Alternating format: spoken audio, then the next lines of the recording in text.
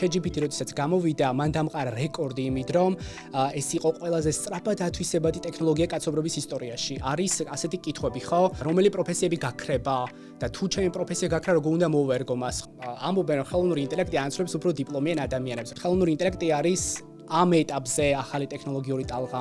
შემდეგი არის კვანტური კომპიუტერი, ხო?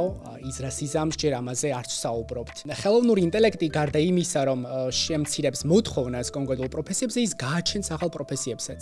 ამ კუთხით ერთგვარად 21 საუკუნის ანტიკური საბერძნეთის მონებად შეგვიძლია ჩავთვალოთ ხელოვნური ინტელექტი, რომელიც ითავსებს ჩვენს მოსაწყელ რუტინულ საქმეს. ამ თვალსაზრისითაც ის ძალიან კარგი ხელსაწყო არის, რომ ჩვენ მოგვცეს გასაქანი განვითარებისთვის. დღეს, როდესაც ქვეყნის ყველაზე დიდ ბანკში ვნერიგავ ხელოვნურ ინტელექტს, ვერ წარმომედგინდა თუ ამ პროფესიით ვიქნებოდი დაკავებული დაახლოებით 5 წლის წინ. იმიტომ რომ სწავლობდი საერთაშორისო ურთიერთობებზე, როგორც ძალიან ბევრი ქართველი სტუდენტი და მეგონა რომ ვიქნებოდი დაკავებული პოლიტიკით ან რომელიმე სხვა მეზობელი მონათესავე პროფესიით. მაგრამ მოხდა ტრანზიცია ჩემ შემთხვევაში ხელოვნურ ინტელექტში, შემდეგნაირად რომ დავიწყე სწავლა ჯერ ციფრული მმართველობის, იმიტომ რომ მაინტერესებდა მართვა ციფრული ტექნოლოგიით. მერე დავინტერესდი ხელოვნური ინტელექტის პოლიტიკით და სხვადასხვა ეს სფერო ჩვენს ქვეყანაში საერთოდ არ არის განვითარებული და შემდგომ მოხდა ჩემი ტრანზიცია ხელოვნური ინტელექტით ბიზნესში. როდესაც დავინტერესდი ამ სფეროთი, შევისწავლე ხელოვნური ინტელექტის როლი ამ სფეროში, შევიძინე ის უნარები სხვა პლატფორმაზე, რაც ამისთვის არის საჭირო და ეს იყო მარტივი, იმიტომ რომ ეს სფერო თვითონ ხელოვნური ინტელექტის არის ძალიან ახალი. ანუ ყველა ის ცოდნა სხვა სფეროშიც დღეს იქმნება არის სრულიად ახალი. და სწრაფად ცვალებადი და სწრაფად განვითარებადი. ამიტომ თუ თქვენ დღესვე დაიწყებთ საკუთარი სფეროს მოკვლევას და ამ სფეროსთან ხელოვნური ინტელექტის შესაბამისობას შეძლებთ მარტივად და სწრაფად საკუთარი თავის დამკვიდრებას ხელოვნური ინტელექტით ამა თუ იმ სფეროში. ეს ტექნოლოგია რატო არის საინტერესო, რომ მისი გამოყენება ყველა საკის ადამიანს შეუძლია. როგორ შეუძლიათ? ხო, ეს არის ძალიან მარტივი ჩატი, რომელსაც შეგიძლია ხმითაც ესაუბრო და შეგიძლია წერითაც ესაუბრო. ანუ ამ ტექნოლოგიის გამოყენებას არ სჭირდება რაღაც განსაკუთრებული ტექნიკური უნარები. ChatGPT როდესაც გამოვიდა, მან დამყარა რეკორდი იმით, რომ ეს იყო ყველაზე სწრაფად ათვისებადი ტექნოლოგია კაცობრიობის ისტორიაში. ყველაზე სწრაფად ეს ტექნოლოგია აითვისა ადამიანმა, იმიტომ რომ მას ჰქონდა ძალიან მარტივი ერთგვარი თულები იმისთვის, რომ ის გამოიყენებინათ. და ყველა საკის ადამიანმა დაიწყო მისი გამოყენება და ზუსტად აი ეს ChatGPT-ის და მსგავსი ტექნოლოგიის მარტივი ინტერფეისი და მარტივი თულები ქმნის მას მასობრივად ათვისებაც და ამიტომ შეუძლია ყველა ტიპის ადამიანს, რომ ის გამოიყენოს, რომ გავითარდეს განურჩევლად ასაკისა. როგორ შეუძლია პირობითად ხელოვნურ ინტელექტს დაგვეხმაროს თვით განვითარებაში და რა ბარიერები მოშალა მან. ერთ-ერთი ყველაზე მნიშვნელოვანი ბარიერი, ჩემი აზრით, ეს არის ენობრივი ბარიერი. თუ აქამდე კი, გქონდა პირობითად Google Translate, რომლითაც ვთარგმნით ამა თუ იმ ტექსტს, მაგრამ ჩვენ არ გვყავდა პერსონალური ასისტენტი ან ტრენერი, რომელსაც 24 შვიდზე გავესაუბრებოდით. ხოლო ხელოვნურმა ინტელექტმა მოგვცა ამის საშუალება. მოგვცა იმით, რომ მოხდა ძალიან მნიშვნელოვანი და მძლავრი ტექნოლოგიის დემოკრატიზაცია. ანუ მაგალითად, ChatGPT, DeepSeek და მსგავსი ტექნოლოგია გახდა მასებისთვის ხელმისაწვდომი სრულიად უფასოდ. და ნებისმიერ ჩვენგან შეუძლია ჩამოტვირთოს ChatGPT-ის პირობითად აპლიკაცია და მას ესაუბროს საკუთარ მშობლიურ ენაზე, იქნება ქართული თუ რომელიმე სხვა იმისთვის, რომ მიიღოს მასზე მორგებული ინფორმაცია. როგორ ხდება ეს, ამასაც ახსნი. მაგალითად, როდესაც ჩვენ ვესაუბრებით ხელოვნურ ინტელექტს, პირობითად ChatGPT-ს ვესაუბრებით, ამ დროს ეს აპლიკაცია იმახსოვრებს ჩვენ მიერ მიწოდებულ ინფორმაციას. და შესაბამისად, როდესაც ჩვენ განვაგრძობთ მასთან საუბარს, მას აქვს დამახსოვრებული ჩვენი წინაუნარები, ჩვენი წინაპასუხები და ამაზე დაყრდნობით გვიბრუნებს პირობითად უკავშირს, რამდენად განვითარდით ან რა სისუსტეები გვაქვს. ზუსტად ამით აიხსნება, რომ აი ბოლო პერიოდში, როდესაც ChatGPT უფასო გახადა, ChatGPT 5 ყველაზე მძლავრი ვერსია. იმიტომ არ შეგიძლიათ ერთსა და იმავე ჩატში მასთან განაგრძოთ საუბარი რამდენიმე კითხვის მერე, იმიტომ რომ ზუსტად ერთი ჩატის პრინციპი არის დაცული აქ. ანუ ერთ ჩატში იმახსოვრებს ხელოვნური ინტელექტი თქვენთან საუბარს. რა თქმა უნდა, მომდევნო ჩატებშიც მას აქვს ზოგადი წარმოდგენა, მაგრამ არა ისეთი ზუსტი, როგორც პირობითად ერთ ჩატში. ზუსტად ამიტომ არის რომ რამდენიმე კითხვის მერე იმავე ჩატში ვეღარ აგრძელებთ იმავე მოდელით, მძლავრი მოდელით საუბარს. და პირობითად უკვე გქნებათ პრემიუმ ვერსია, შეძლებთ ერთ ჩატში ესაუბროთ მოდელს და მას ეწოდება ყველაფერი თქვენ შესახებ, კონკრეტულად რა იმეს თუ სწავლობთ, ამასთან დაკავშირებით თქვენ სისუსტეებს გამოავლენთ, სიძლიერეს და მოგცემთ პირობითად გეზს, როგორ უნდა განავითაროთ საკუთარი უნარები.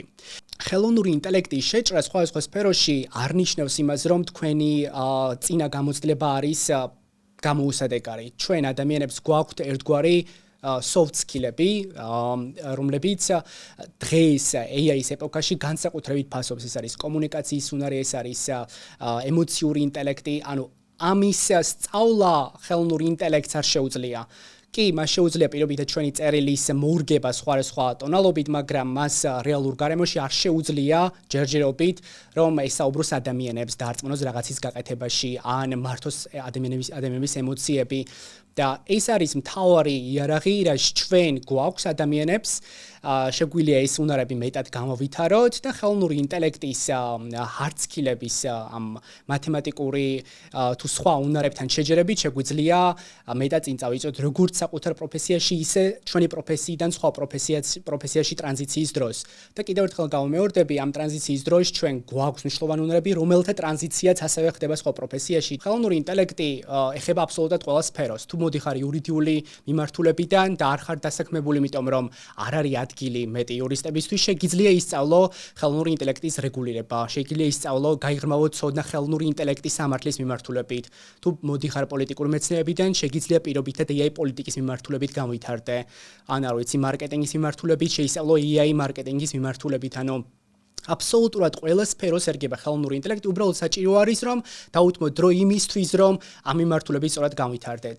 ამაშიც შეგვიძლია გამოვიყენოთ ხელოვნური ინტელექტი, ანუ გავხსნათ კონკრეტული პლატფორმა ენობრივი მოდელის, ChatGPT პირობითად ყველაზე ცნობილი და ვკითხოთ, მივცეთ ჩვენი, ასე ვთქვათ, გამოცდილება და ვკითხოთ ამ გამოცდილებას დაყნობით, რას გვირჩევს, როგორ შეგვიძლია ჩვენ კონკრეტული მიმართულებით განვითარდეთ. ეს არის ის შესაძლებლობები, რასაც გვაძლევს ხელოვნური ინტელექტი. ასევე ხელოვნური ინტელექტი პირადად ჩემი ერთგვარი თანამოაზრეა, შეიძლება ასე უწოდოთ. ანუ ეს არის ტექნოლოგია, რომელშიც არის ჩატვირთული მილიარდობით ინფორმაცია, გაცილებით მეტი ცოდნა ვიდრე მე მაქვს და მისი გამოყენება შემიძლია 24/7-ზე რომ ვკითხო რჩევები, ხო? პირობითად თქვენ, ანუ როდესაც ვამბობ რომ ხელოვნური ინტელექტი შეუძლია ყველა ადამიანის დახმარება, რომ პროფესიაში განვითარდეს, მისცეს რჩევები და ასე შემდეგ, არ გულისხმობ რომ ის ამით ანაცვლებს ტრენერს ან მასწავლებელს არა. მასწავლებლისა ტრენერის მონაწილეობა აუცილებელია სწავლის პროცესში. როდესაც ამაზე ვამბობდი, ვგულისხმობდი იმაზე, რომ როდესაც პირობითად სახლში ვბრუნდებით, ხშირად გვაქვს კითხვები და ხანდახან გვერიდება რომ მივწეროთ, ვკითხოთ, ან ღამით მეცადინეობთ და რაღაც კითხვები ჩდება და გვინდა რომ ვიღაცას ვკითხოთ. ზუსტად ეს შეიძლება იყოს ხელოვნური ინტელექტი, ანუ ტექნოლოგია, რომელსაც 24/7-ზე შეგვიძლია დაუსვათ კითხვები და ის დაუზარელად გვიპასუხებს ამ კითხვებზე. მაგრამ პირადად მე როგორ ვიყენებ ამ ტექნოლოგიას, ის არის ჩემი თანამოაზრე, რაღაცაზე რომ მსჯელობ და არ მყავს გვერდით ადამიანები, ვისაც შემიძლია ამაზე ვესაუბრო, პირობითად, რა ვიცი, ღამის 2-ზე, ხო?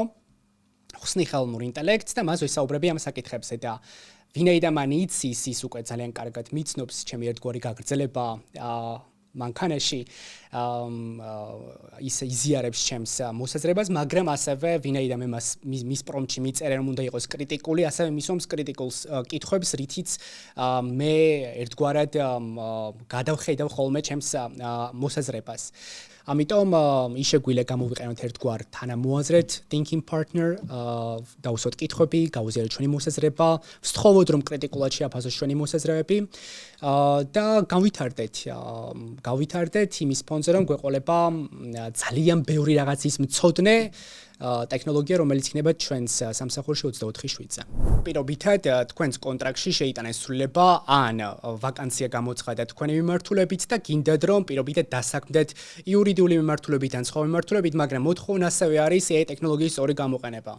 როგორ ვიქცევით ამ დროს? ამ დროს AI ტექნოლოგიის სწორი გამოყენება უნდა ვიცოდეთ და მოვარგოთ ჩვენს პროფესიას. რას ნიშნავს სწორი გამოყენება? როდესაც დამსაქმებელი გასაქმებთ კონკრეტული მიმართულებით და მას აქვს ასე ვთქვათ მოლოდინი, რომ თქვენ იცით პირობითად ChatGPT-ის სწორი გამოყენება ან Grok-ის ან რომელიმე სხვა ტექნოლოგიის, მას აქვს მოლოდინი შემდეგი რამის, რომ თქვენ შეძლებთ საკუთარ საქმეში აჩქარდეთ, ანუ ის ტრადიციული საქმე, რასაც აქამდე ეს პროფესიის ადამიანი, კონკრეტული პროფესიის ადამიანი აკეთებდა, შეგიძლიათ უფრო სწრაფად გააკეთოთ, მაგრამ ასევე გეცოდინებათ კონკრეტული ტექნოლოგიის ლიმიტი. ზუსტად ამას ნიშნავს AI ტექნოლოგიების სწორი გამოყენება, რომ ადამიანმა იცის რა ლიმიტები აქვს კონკრეტულ ტექნოლოგიას, როდის უნდა გადაამოწმოს ინფორმაცია, რა შემთხვევაში არ უნდა ენდოს ამ ტექნოლოგიას და როგორ უნდა გამოიყენოს ის სწორად.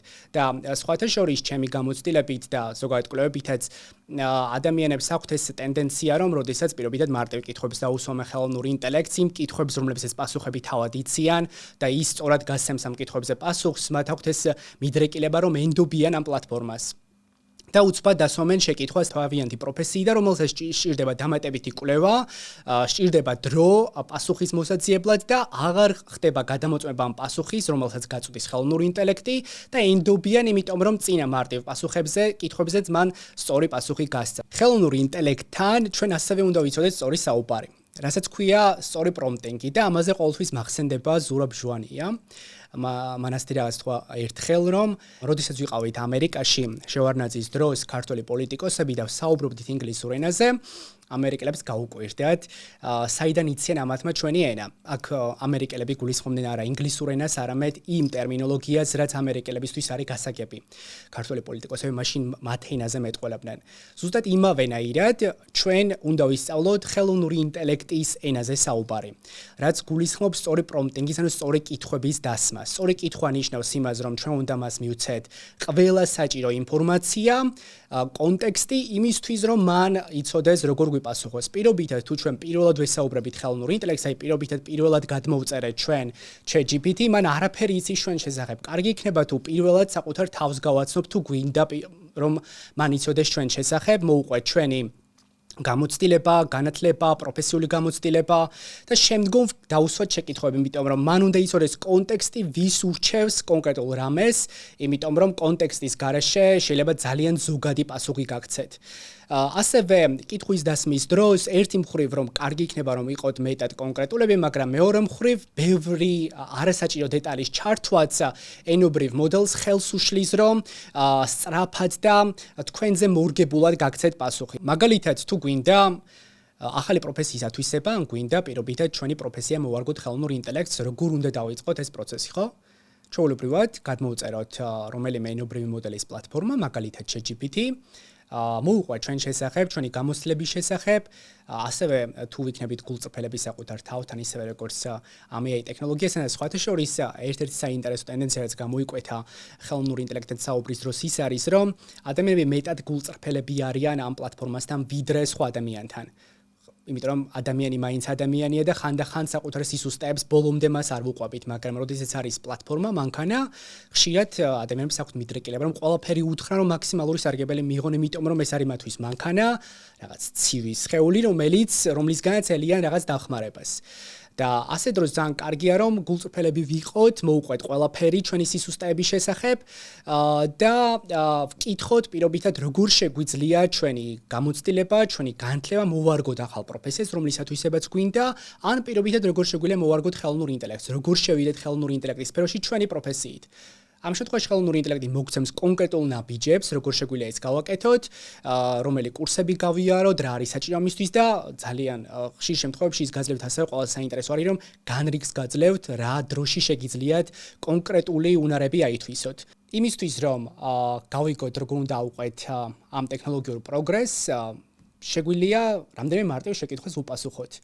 დავუკვირდეთ ჩვენ სამუშაო გარემოს და ვნახოთ ჩვენს ყოველდღიურ საქმიანობაში რა არის ყველაზე რუტინული საქმე, ყველაზე მოსაწყენი საქმე, რომელსაც მარტივი პასუხები აქვს, მაგრამ ჩვენ გვიწევს დამატებითი საქმის გაკეთება ამაზე, რომ პასუხი მივიღოთ. აი ესეთ საქმიანობას თუ ჩვენ გადავაბარებთ ხელოვნურ ინტელექტს, ისეთ საქმიანობას, რომელზე პასუხებიც დიდაც არის ყო არ არის, გულისხმობ რომ თუ არ გადამოწმეთ ინფორმაცია, დიდად არაფერი დაშავდება. ჩვენ უკვე დროს ვუწყობთ ხელს იმით, რომ ავჩქარდით ჩვენ საქმიანობაში, უფრო სწრაფად გავაკეთეთ ის, რაც აქამდე ვაკეთებდით, ჩვენი პროდუქტიულობა, ანუ დროში გაკეთებული საქმე უფრო გაიზარდა. ეს არის პირველი ნაბიჯი, ანუ დაყურება საკუთარ სამუშაო პროცესზე, რისი რა არის ყველაზე მოსაწყენი, ყველაზე ისეთ რუტინული, ამას თუ დავაკვირდები, აღმოაჩნდეს არის პირველი ნაბიჯი ტექნოლოგიური პროგრესისკენ და დროისთვის ფეხის აწყობისკენ. იმიტომ რომ როგორც კი უგეზოდინება რა არის მოსაწყენი რუტინული და შეგვიძლია გადაავაბაროთ ხელოვნურ ინტელექტს, ეს უკვე წინ გადადგმული ნაბიჯია. თუმცა იქამდე, როგორც არაერთხელ აღნიშნე, აუცილებელია კარგად ვიცოდეთ ხელოვნური ინტელექტის ტექნოლოგიის შესაძლებლობები და ლიმიტები, იმისთვის რომ არ შეგვეშალოს და რაღაც ისეთი არ გადაავაბაროთ, რამაც შეიძლება დიდი ზიანი მოუტანოს ჩვენ საქმიანობას. ზუსტად ეს არის ხელოვნური ინტელექტის სწორი გამოყენება, რომ ჩვენ ვიცოდეთ რა შემთხვევაში ვენდოთ, რა შემთხვევაში გადავამოწმოთ და აქ ჩდება ყველაზე მთავარი უნარების მნიშვნელობა. რა უნარები უნდა გამოვითაროთ ხელოვნური ინტელექტის ეპოქაში? ეს არის ორი ძალიან მნიშვნელოვანი უნარი. ერთი ეს არის AI წიგნიერება, რაც გულისხმობს, რომ უნდა ვიცოდეთ, რომელი პლატფორმა რა დავალებისთვის უნდა გამოვიყენოთ, რომ კარგ შედეგზე გავიდეთ და როდის უნდა გადავამოწმოთ, ესა თუ ის პასუხი და მეორე ეს არის მედია წიგნიერება, რაც გულისხმობს, რომ უნდა შევძლოთ მოწოდებული ინფორმაციის კრიტიკულად შეფასება, იმიტომ რომ ხელოვნური ინტელექტი, როგორც ადამიანს აქვს ადამიანური შეცდომა, ისე მას აქვს მანქანური შეცდომა და შეუძლია არასწორი ინფორმაციის მოწოდება და უნდა ვიცოდეთ, როგორ გადავამოწმოთ ეს კონკრეტული ინფორმაცია. ამ ორი კრიტიკული უნარის განვითარება არის მნიშვნელოვანი იმისთვის, რომ მოახერხოთ ჩვენ სწრაფი ადაპტირება, სწრაფად ცვალებად გარემოსთან. არის ასეთი კითხვები, ხო? რომელი პროფესიები გაქრება და თუ ჩემი პროფესია გაქრა, როგორ უნდა მოვერგო მას, ხო? მოდით ვთქვათ ასე, არც ერთი პროფესია ასე პირდაპირ გაგებით არ ჩანაცვლდება, არ ხდება პროფესიების შანსლება, ხდება მათზე მოთხოვნის მკვეთრად შემცირება. როგორ, ხო? აი მაგალითად თუ 100 ადამიანი აკეთებდა ერთ კორპორაციაში ერთ საქმეს, შეიძლება 2 წელიწადში 20 ადამიანმა ქნას, იმიტომ რომ ხელოვნური ინტელექტით ეს ადამიანები აჩქარდნენ თავიანთ საქმეში, ანუ 80 ადამიანის საქმესაც აკეთებენ. ეს არის, ამას ვუწოდებთ ხოლმე პროფესიის შანაცვლებას. და თუ შენ იქნები ის ადამიანი, ვინ შეძლებს იმ ხელოვნური ინტელექტის ხელსაწყოების ათვისებას, დაასწრებს პირობითად სხვას ხელოვნური ინტელექტის თულების გამოყენებას საკუთარ საქმიანობაში, დიდი ალბათობით შემოხვდები მოცეულში და არა 80-ულში, ვისაც ასე რომ ვთქვათ, ხელოვნური ინტელექტი ჩანაცვლებს უფრო სწორად ვიზეთ შემცირდება მოთხოვნა. და ძალიან საინტერესო არის ის, რომ ამბობენ, რომ ხელოვნური ინტელექტი ანაცვლებს უფრო დიპლომიან ადამიანებს, რაც გულისხმობთ ამაში. ეს ხო არის ისეთი ტექნოლოგია, რომელიც აკეთებს ადამიანის ინტელექტუალურ საქმიანობას, ანუ ისეთ საქმიანობას, რომელსაც ადამიანის გონება სჭირდება. და ძალიან ბევრი ადამიანი სამწუხაროდ საქართველოში გვაქვს ეს ტენდენცია, რომ ყველა ადამიანი ცდილობს მიიღოს უმაღლესი განათლება, ცდილობს მიიღოს დიპლომი და ეს დიპლომი მისთვის არის თითქოს და საკმარისი, რომ თავი დაემკვიდროს საზოგადოებაში, მაგრამ ზუსტად ის ადამიანები, რომელთაც არ აქვთ რეალური ცოდნა და აქვთ მხოლოდ დიპლომი, იმიტომ ჩანაცვლებიან ხელოვნური ინტელექტით, იმიტომ რომ ვიღაც ვისაც ოდნავ მეტი ცოდნა აქვს ამ სფეროში, შეძლებს სწრაფად ხელოვნური ინტელექტის გამოყენებას, რომ თავის პროფესიაში აჩქარდეს და იმ ადამიანის მსგავსი 10 ადამიანის საქმე გააკეთოს ერთდროულად. მაშინ ჩდება კითხვა, რომელ პროფესიებს ნაკლებად ემუქრება ხელოვნური ინტელექტის მხრიდან ჩანაცვლება. ეს არის პროფესიული განათლება, რომელსაც საქართველოში ცოტა ისე უყურებენ. აი, თუ პროფესიულ განათლებას იღებ, ისეთი არ ხარ, როგორიც სხვები. მაგრამ რეალურად პროფესიული განათლება, როგორც არის მზარეულობა, კერვა, აი, მაგალითად სახლში რაღაცა რო გაგიფუშტეთ, თქვენ დაგჭირდებათ სანტექნიკოსი, ხო, რომ გამოიძახოთ, რომ შეგკეთოთ რაღაც. ამას ხელოვნური ინტელექტი ვერ იზამს. მზარეულის შემთხვევაში, ხო, საჭმლის გაკეთება თუ გინდათ, მივდივართ რესტორანში, ვიხდით ძალიან ბევრს იმისთვის, რომ გემრიელად ვჭამოთ. ამასაც ხელოვნური ინტელექტი არ იზამს, ამიტომ პროფესიები, რომლებსაც აქამდე ვუყურებდით, აი ისე ცოტა მაღლიდან, რომ არ აქვს რაღაც დიპლომი, რაღაც ამდაგვარი და თითქოს და არ სჭირდება განსაკუთრებული გონებრივი შეძლებები, იმ პროფესიებს ხელოვნური ინტელექტი ვერ ჩაანაცვლებს. ვისაც ეშინია ჩანაცვლების. ტექნოლოგიური პროგრესი არის გასროლილი ის არის, მას ვერ შევაჩერებთ, ხო? ანუ კომპიუტერი შემოვიდა, კომპიუტერის შემოსვლას ვერ შევაჩერებდით, მაგრამ და შეიძლება ვიღაცებისთვის ეს იყოს დისკომფორტი, მაგრამ ადამიანები აჩქარნენ საკუთარ საქმიანობაში და დღეს დარწმუნებული ვარ, ყველა ასაკის ადამიანს ვერ წარმოუდგენია საკუთარი ცხოვრება მსგავსი ტექნოლოგიის გარეშე. ხო, რიგში დგომა არ გვიწევს, აჩქარდე რაღაც პროცესები, იმავენაირად ხელოვნური ინტელექტიც არის შემდეგი ტალღა ტექნოლოგიური განვითარების, რომელსაც ფეხი უნდა აუწყოთ. იმითაც რომ თვითონ ეს ტექნოლოგია გთავაზობს გზებს რომ ადაპტირდე მარტივად გარემოსთან. ხელოვნური ინტელექტი არის ამ ეტაპზე ახალი ტექნოლოგიური ტალღა. შემდეგი არის კვანტური კომპიუტერი, ხო?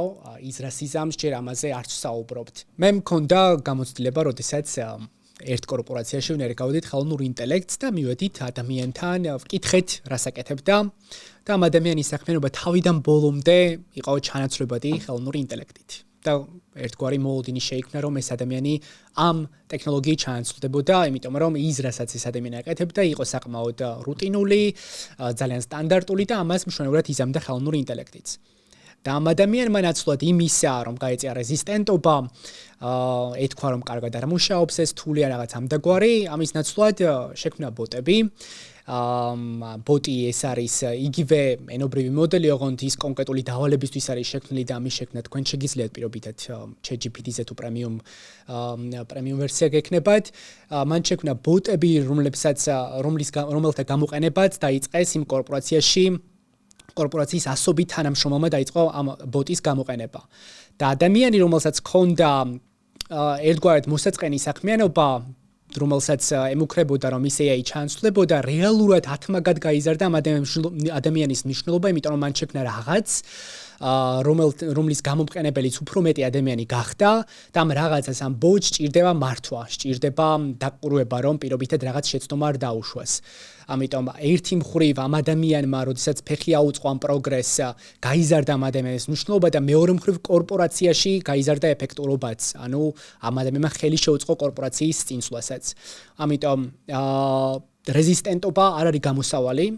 გამოსავალი არის დავფიქრდეთ, როგორ შეგვიძლია მოვერგოთ რეალობას, როგორ შეგვიძლია ვადაპტირდეთ, ხო, ეს არის, ხო, ერთგვარად დარვინისეული გადარჩენის ერთგვარი ფორმულა და ყველაზე საინტერესო ის არის, რომ ის რაც ერთი შეხედვით გვემუქრება ჩანაცვლებით, გვეხმარება ჩვენ ამ ადაპტაციის გზების მოძიებაში და ეს არის ზუსტად ხელოვნური ინტელექტი. ამიტომ თუ ჩვენ ფეხს არ აუწყობთ ამ პროცესს და ეს უბრალოდ ადამიანებს ხანდახან ძალიან ეზარებათ კომფორტის ზონიდან გასვლა.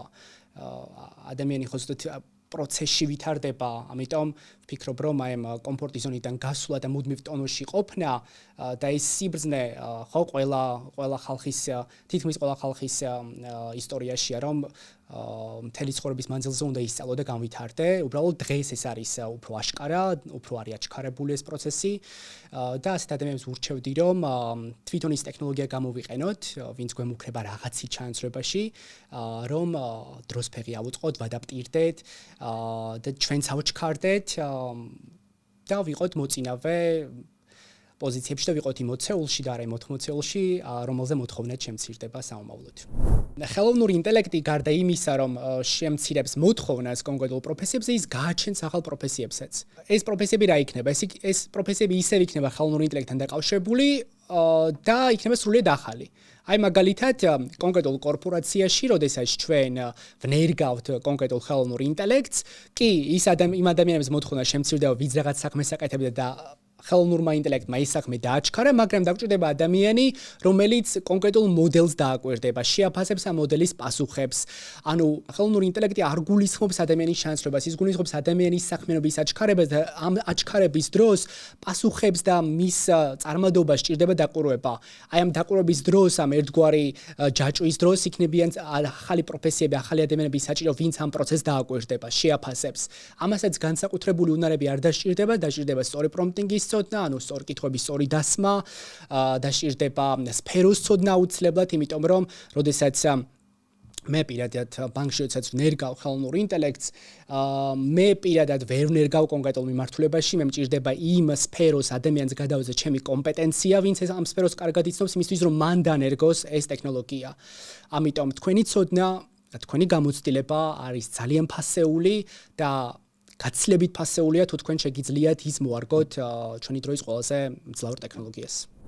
დღეს მსოფლიოში არ არსებობს ხელოვნური ინტელექტის ერთი გამარტება. ზუსტად იმიტომ, რომ ეს ტექნოლოგია ძალიან სწრაფად ვითარდება, სამართლებრივი სფერო ფეხს ვერ უწყობს ამ ტექნოლოგიურ განვითარებას, რომ სამართლებრივად განსაზღვროს რა არის ხელოვნური ინტელექტი. ამიტომ იმის თქმა, როგორ იქნება 5 წელიწადში ძალიან რთულია, მაგრამ ერთი რამ ცხადია. ხელოვნური ინტელექტი შეამცირებს მოთხოვნას კონკრეტულ პროფესიებზე. ის ვერ ჩაანაცვლებს ადამიანებს არაერთ სფეროში, ვიღაცებს ჩანაცვლებს, ოღონდ ეს იქნებიან ის ადამიანები, ვინც არ იცის ხელოვნური ინტელექტის ტექნოლოგიის გამოყენება. ანტიკურ ხანაში პლატონი, არისტოტელე და ძველი ბერძენი ფილოსოფოსები, მათ ჰქონდათ, იმიტომ იყვნენ ისინი ერთი მხრივ ფილოსოფოსები, რომ მათ ჰქონდათ დრო იმისთვის, რომ ეფიქრათ რაღაცებზე. ოღონდ ეს იყო მონების წყალობით. მათ ყავდათ მონები, ვინც მათ რუტინულ ყოველდღიურ საქმეს აკეთებდა, ამიტომ ჰქონდათ მათ დრო ფიქრისთვის. დღეს სამწუხაროდ ჩვენი ყოველდღიური საქმიანობიდან გამომდინარე, ამის დრო თითქმის არ გვაქვს და თუ რაღაცით ვარ დაკავებული, თითქმის ყველა პროფესიაში არის რაღაც რუტინული დავალება, რომელსაც დროს ვუთმობთ, რომელიც არის მოსაწყენი და ალბათ ხშირად გვეფიქრია, ნეტა ეს დავალება, ეს საქმიანობა არ მქონოდა. და ხელოვნური ინტელექტი ერთგვარი ამისი მაგალითია 21 საუკუნეში, როდესაც მას შეუძლია გადაიბაროს ჩვენი რუტინული მოსაწყენი საქმიანობა და მოგცეს მეტი სივრცე, მეტი დრო იმისთვის, რომ მეტად განვითარდეთ პიროვნულად, პროფესიულად, მეტად ვკონცენტრირდეთ კრიტიკული აზროვნებისთვის საჭირო საქმიანობაზე. ისეთზე, რომელსაც სჭირდება მეტი გონებრივი მუშაობა, მეტი ინტელექტუალური რესურსი, ამ კუთხით ერთგვარად 21 საუკუნის ანტიკური საბერძნეთის მონებად შეგვიძლია ჩავთვალოთ ხელოვნური ინტელექტი, რომელიც ითავსებს ჩვენს მოსაწყენ რუტინულ საქმეს. ამ თვალსაზრისითაც ის ძალიან კარგი ხელსაწყო არის, რომ ჩვენ მოგცეს გასაქანი განვითარებისთვის და ის ადამიანები, ვინც ამას უყურებენ, ასე ვთქვათ, სკეპტიციზმით, არიან ადამიანები, ვისაც უბრალოდ ალბათ ეზარება, რომ განვითარდეს.